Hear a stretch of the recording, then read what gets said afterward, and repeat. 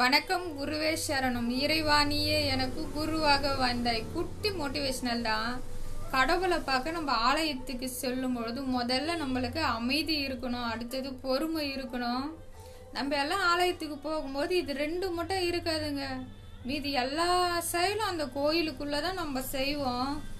எவன் ஒருவன் அமைதியாக பொறுமையாக கடவுளை உள்நோக்கி பார்த்து அமைதித்தனத்துல தன்னுள்ள ஆழ்ந்து சிந்திச்சு கடவுளை வணங்குறானோ அவனுக்குள்ளதான் கடவுள் இருக்கிற உணர்வை உணர்ந்து கொள்ள முடியும். இது உண்மை ஞான புரிதல். நீங்களும் சிந்திச்சு பார்த்து செயலை மாத்துங்க. உங்களுக்குள்ள கடவுளை பாருங்க. ஜாலியா இருக்கலாம். இந்த அழிஞ்சு போற வாழ்க்கையை பிடிச்சுக்கிட்டு தொங்கி தொங்கி சாகாதீங்க. நல்ல தெளிவுகள் கிடைக்கும். கொஞ்ச நேரம் சிந்திச்சு பாருங்க. நன்றி, வணக்கம்.